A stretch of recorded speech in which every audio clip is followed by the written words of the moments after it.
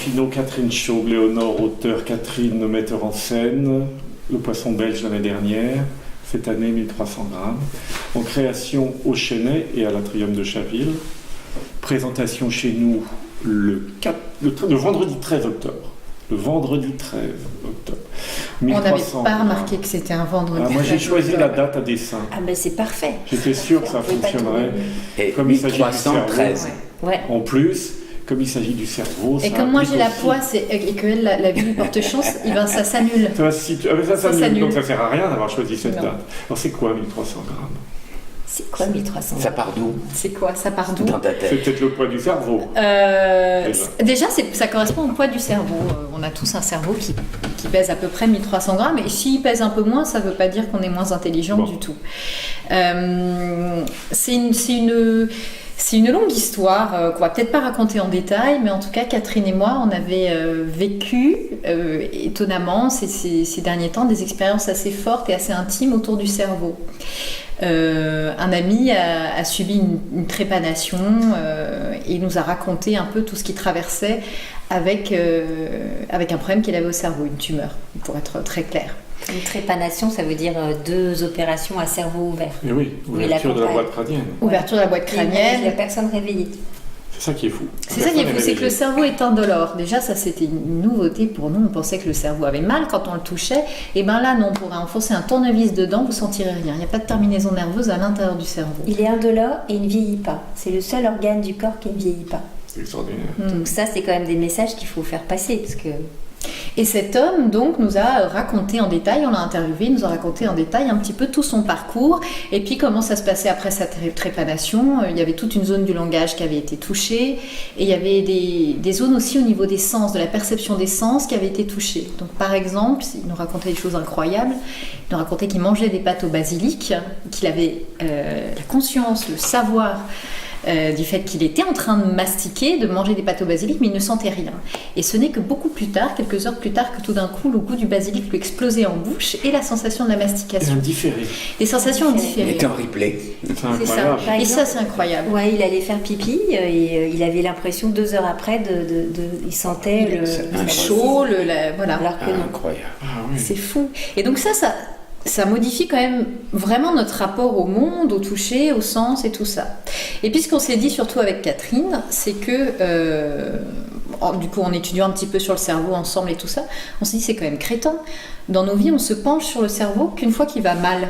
C'est-à-dire qu'on ne s'intéresse à cet organe que parce qu'on a un proche qui a Alzheimer, ou soi-même, que quand il y a un problème. Ouais, on s'est rendu compte en fait que le rapport au cerveau, il est uniquement anxiogène. Oui, ça fait peur, ça. Et oui, alors qu'en fait, nous, on est tombé follement amoureuse de cet organe C'est ça. génial qui peut aussi nous ouvrir des portes sur des champs de possibles qu'on n'imagine pas. Et qu'il faudrait commencer à enseigner le fonctionnement du cerveau, mais des Au lycée, CM2, peut-être. mais Parce qu'en plus, plutôt, on peut quoi. agir dessus. On a la capacité d'agir sur nos connexions neuronales, sur le fait de les amplifier, de les multiplier. Et du coup, c'est hyper intéressant parce que plus on le sait, plus on peut le faire. Et du coup, plus le cerveau peut grandir, enfin voilà, on a un vrai champ d'action. Alors vous avez travaillé avec cet homme, mais aussi avec des scientifiques, avec des médecins, etc. Alors, on a surtout Neurologue. travaillé avec 2 neuroscientifiques Ouais. qui sont Karim Ndiaye et Richard Lévy. Karim Ndiaye qui est spécialisé dans tout ce qui est les TOC et les obsessions. Ça, c'est sa spécialité, mais après, c'est un grand vulgarisateur. Et Richard Lévy, qui lui est spécialisé dans un truc génial, c'est les circuits de la motivation. C'est-à-dire qu'il se penche sur des patients qui, tout d'un coup, par exemple, toi, Hervé, qui du jour au lendemain n'arriverait plus à se lever, n'aurait plus envie d'aller au théâtre, n'aurait plus envie de programmer, n'aurait plus son petit moteur. Ah, ça peut arriver. Hein. Et ça peut arriver. Mais aussi, ça nous Notamment arrive sur le burn-out, il y en a Ouais. beaucoup de gens qui sont touchés par Ouais. Et il a des pistes d'explication à ce phénomène de Et bah oui, sidération. Oui, c'est exactement, c'est les phénomènes de sidération. Oui, mais après, il en parlerait beaucoup. Le truc, c'est que nous, on n'est pas des scientifiques, attention, on est des artistes. Bien sûr. Donc en C'est ça fait, qui est souvent, intéressant. on nous pose vachement de questions autour du cerveau. On dit, voilà, nous, ce qu'on a compris, ce qu'on a perçu, ce qu'on a éprouvé, mais ça reste une traduction de tout ce qu'on a assimilé scientifiquement. Alors, Surtout, c'est une histoire qu'on raconte. On ne fait pas une conférence sur le cerveau. On est bien d'accord. C'est-à-dire que voilà, il y a un parcours émotionnel, il y a quelque chose qui est raconté. Alors le passage du scientifique à la fiction, ça s'est passé comment? Quelle est la première idée que tu as eue ou que vous avez eue pour passer à la fiction? Alors c'était quoi la thématique de la fiction? En gros, on s'est dit qu'il fallait raconter une histoire forte et une histoire intime. Et donc, on raconte l'histoire d'une jeune femme qui s'appelle Camille, qui est dans son lit d'hôpital au début de la pièce et qui parle Elle a des pertes de connaissances régulières. Et donc, elle s'adresse aux gens en faisant une espèce de récapitulation de là où elle en est, de ce qu'elle ressent. Et puis après, petit à petit, elle va essayer de recomposer en fait tous les éléments de l'année qui viennent de s'écouler. Et on va voir tous les personnages qui habitent sa vie. Donc on a des extraits de conférences parce qu'elle a assisté à une conférence, donc ça lui revient comme ça. Elle a le metteur en scène avec qui elle travaille parce qu'elle est auteure dans la vie. Et on suit en fait 5 parcours de personnages qui vont s'entremêler et qui vont, dans leur maillage, l'amener justement à comprendre pourquoi elle a ces pertes de connaissances. Jusqu'à ce que le neurologue qu'elle rencontre l'emmène visiter l'intérieur de sa propre tête. Et à l'intérieur de sa propre tête, donc là on va vraiment dans les méandres du cerveau, on visite l'hippocampe, le thalamus, etc. Et le cortex frontal. Et là, dans le siège de la mémoire qui est l'hippocampe, elle va trouver un objet qui va l'éclairer, sur le pourquoi de ses absences, de ses pertes de connaissances. Ah, d'accord. Donc c'est un voyage à l'intérieur du corps. C'est une enquête vraiment sensible, et c'est pas que à l'intérieur du corps, mais c'est vraiment une enquête où on suit un personnage qui a besoin de soulever un couvercle. En fait, qui avait eu un vrai déni sur un épisode de sa vie, et elle a besoin de tout ce processus, de rencontrer toutes ces personnes, de découvrir aussi ces phrases du neurologue qui font écho en elle, qui tout d'un coup vont ouvrir des portes à l'intérieur de sa propre tête. C'est vraiment comme si elle plongeait dans son cerveau, tac, et qu'elle écartait des portes, des couvercles. C'est une aventure, c'est une balade. C'est une balade. Oui, c'est un voyage en soi-même qu'on peut connaître, par exemple, pour les gens qui ont fait un peu de psychanalyse. C'est vraiment un chemin qui mène à soi-même, mais dans lequel il y a aussi d'autres personnages qui peuplent sa vie. Donc on alterne vraiment entre un endroit assez réaliste du monde et puis l'intérieur d'elle-même. Il y a ces allers-retours comme ça qui sont assez intéressants. Et Pierre-Olivier, tu voudrais parler un peu de mise en scène Oui, j'ai envie avec qu'on Catherine. parle de ton travail, de votre travail, de ton travail, la distribution. Tu as dit que la distribution a été faite, mais quel axe, comment tu travailles sur ce projet-là? Comment tu vas travailler? Comment tu vas travailler, parce que tu commences lundi? Eh bien, j'ai tout un tas d'informations comme ça, de sensations. Après, j'ai choisi des comédiens qui sont très différents les uns des autres. Donc ça donne donc une palette comme ça de l'humanité avec des gens très divers. Donc les 5 se ressemblent absolument pas. Et puis, l'idée, ça va être, comme ce sont des scènes assez courtes, ça va vraiment être une façon de trouver un rythme qui soit fluide, une manière d'investir les corps, de jouer avec la musique, de passer... Il y a une composition Oui, spéciale. c'est Thomas Bellorini qui compose la musique, donc qui sera jouée en live. Et puis il faut trouver donc toujours cette distance qu'il y a dans les pièces de Léonore entre la réalité et la fiction, pour que ça reste très incarné, puis qu'il y ait toujours voilà, il y a tout à inventer. Quand on plonge dans le cerveau, la didascalie, c'est... elle entre dans son propre cerveau. Donc là, on va chercher comment... Tu vas travailler un peu en impro ou pas? Pas du tout, non. Ils arrivent texte dessus. D'accord. Et ensuite, on travaille vraiment sur le lien. Tous les liens, il faut tisser, comme ils ont chacun un parcours comme ça qu'on suit, il faut inventer et tisser tout ce qui s'est passé avant, tous les liens qui les relient. Donc ça, peut-être qu'effectivement, on peut improviser pour trouver cette qualité de lien. Et ensuite, il faut travailler sur la vérité du sentiment, parce que toutes les scènes sont très, très hautes en couleur. Donc quand ils se disent une chose, c'est des choses très profondes. Ensuite, quand elle panique, c'est une panique très forte. Quand elle tombe, elle s'évanouit. Donc on est vraiment sur une palette d'émotions très exacerbée. Donc il faut travailler ça. C'est pour les comédiens. Et Catherine, dans les laboratoires précédents, elle m'a surprise parce qu'elle a demandé à chaque comédien, on a fait une résidence de recherche, tous les soirs de préparer un petit exposé sur une petite partie du cerveau qu'elle sélectionnait. Donc les méninges, le colliculus, des petites parties comme ça, le gyrus singulaire antérieur. Et donc les comédiens rentraient chez eux, ils étaient exsangues déjà de fatigue. Et le soir, ils travaillaient leur exposé, ils revenaient le lendemain avec un exposé de 5 à 10 minutes qu'ils proposaient aux autres. Et tu appelles ça un laboratoire? Laboratoire. Ouais, j'appelle ça un C'est laboratoire magnifique. de création, de On recherche. fait toujours ça, nous. Ouais. C'est-à-dire qu'on prend vraiment un temps de laboratoire pour chercher ensemble, puisque rien n'est défini à l'avance. Et puis après, il y a une C'est première... écrit. La pièce est À écrite, ce mais moment-là. elle est Elle bouge loin, après. elle est Ah, loin elle bouge définie. encore. Ah, au moment du laboratoire. C'est vraiment un squelette. Et toi, là, au moment de la mise en scène, tu te retires ou tu viens régulièrement? Je viens régulièrement, mais Mais tu laisses faire. j'ai C'est totalement Catherine qui a confiance. vraiment les choses en main. Ouais. Oui, mais après, moi, le soir, je l'appelle en lui disant, je suis pas sûre de ça, tu peux venir voir, faire un petit... Comme du coup, elle Exactement. vient avec beaucoup de recul, et ben, elle peut voir ce que moi, je n'arrive plus à voir ayant la tête dans le guidon.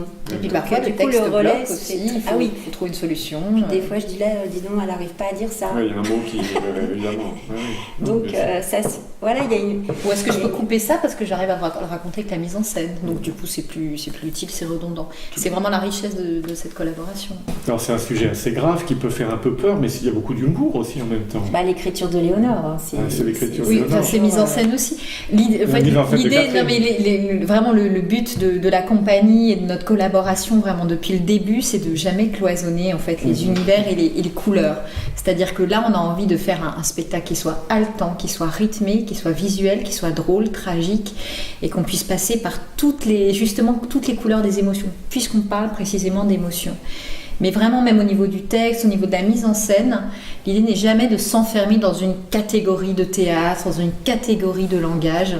C'est de mixer le cru, le littéraire, la poésie. Le corps, le corps. l'énergie. Donc, en fait, il y a quand même 5 comédiens sur le plateau, plus un J'allais y batteur. venir, vous avez déjà toute la distribution, vous savez Ah oui, exactement, oui. vous êtes prête à Bah, on commence lundi, dégainer, hein. vous commencez lundi, Mm. on est fin juin, c'est Ouais. ça. Ouais. Donc, chaque comédien joue d'un instrument de musique, comme si c'était l'expression de leur musique intérieure.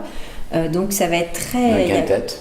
Voilà, exactement. Exactement. Il y a une sorte d'union qui va se créer entre eux petit à petit. Et puis c'est très cinématographique. La scénographie, c'est vraiment des éléments qui bougent. Et il y a des petites scènes avec une écriture assez courte. Donc vraiment comme des flashs. clair, Très qui rythmé, s'éteignent, très monté, rythmé. quoi. Très Voilà. cinéma, ouais. Et puis petit à petit, tout ça converge vers le même point. L'idée, c'est que les gens aient l'impression d'assister à des pensées comme ça. Il y a ce personnage qui raconte, et vraiment, c'est comme si ces pensées défilaient. Comme une scène, c'est une pensée qui s'éteint. Une scène, c'est une émotion qui s'éteint.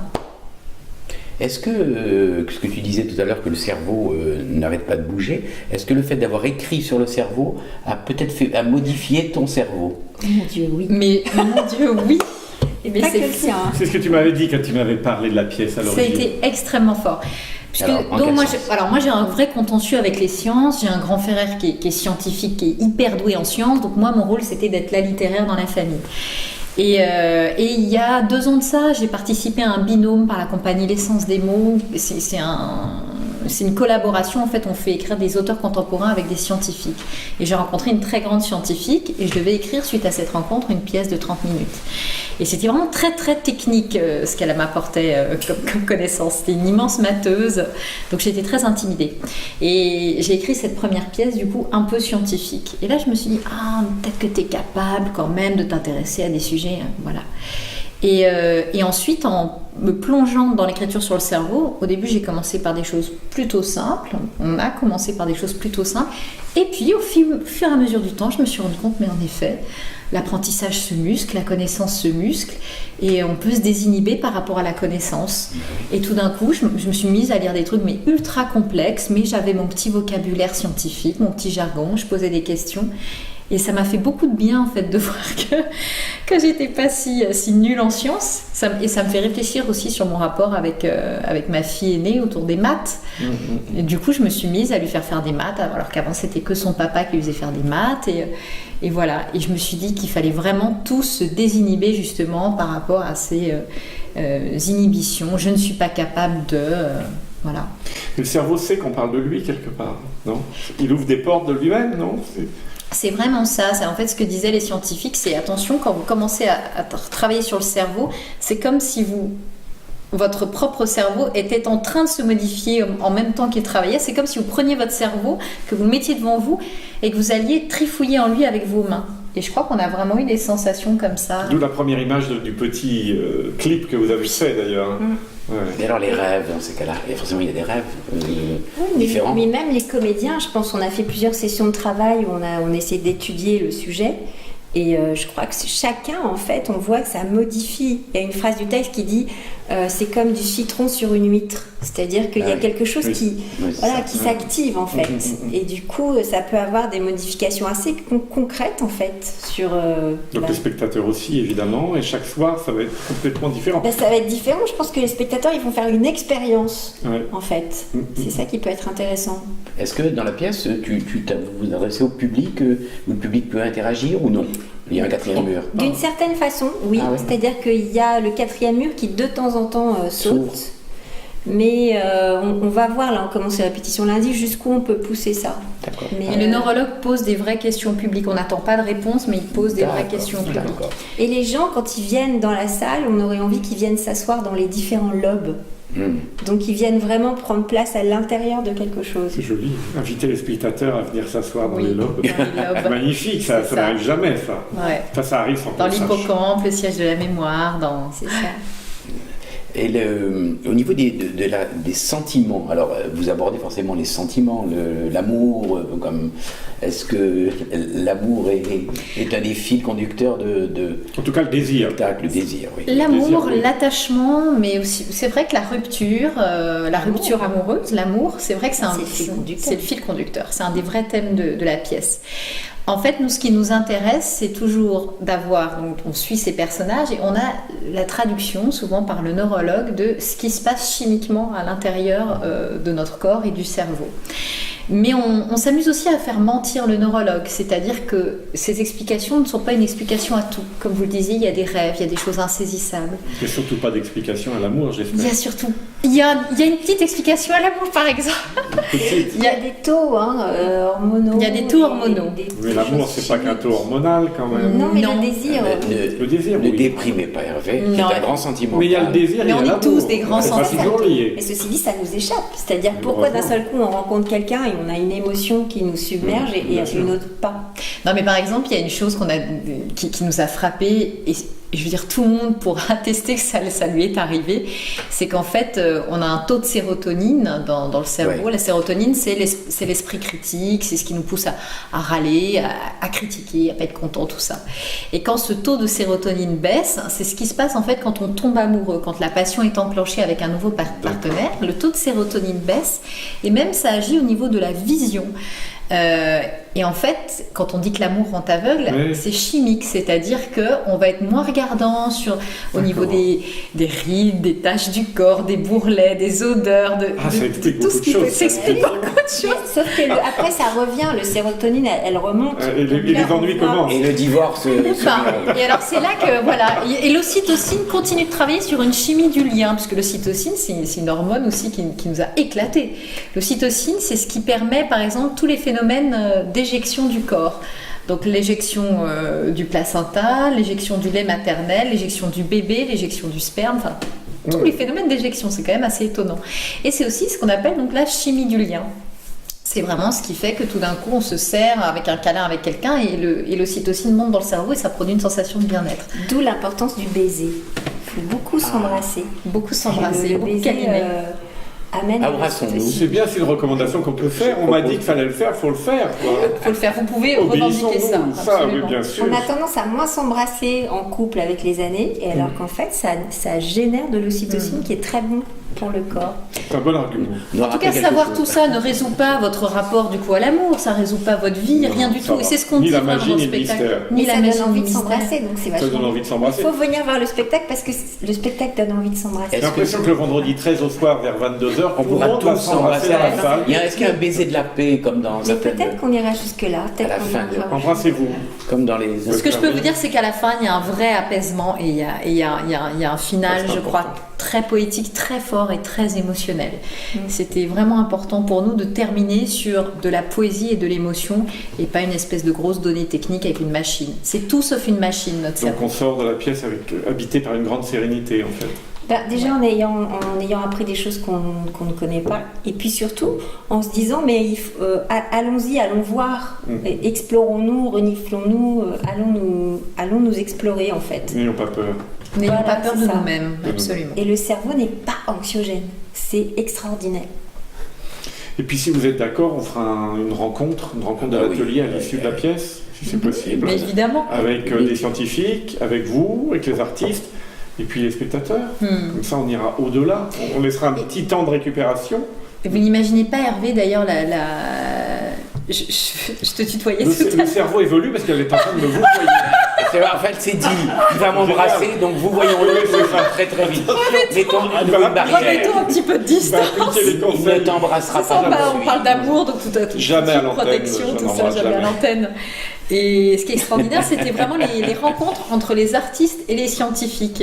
On a vu en fait que les scientifiques qui étaient dans leur bureau, dans leur labo de recherche, avaient qu'une envie, c'était de pouvoir rencontrer des artistes qui avaient une façon différente de fonctionner, d'exprimer les choses. Il y a plein de ponts à faire. Il faut les inviter, hein, vraiment. On serait heureux de les avoir dans nos lieux. Un psychanalyste aussi. Est-ce que vous travaillez d'ailleurs avec un psy? Vous avez travaillé avec des psy? Non, je crois qu'intimement, on travaille tellement avec des psys. Et Catherine et qui moi. vous voulez. Que voilà. Ça va être intéressant de travailler avec un psy. Alors on se donne rendez-vous le vendredi 14. 13. Il ne veut pas. On se donne rendez-vous donc le vendredi 13 Quand tu veux. à 20h45. Et on vous espère nombreux. Merci. Avec une immense joie. Merci Alors. beaucoup.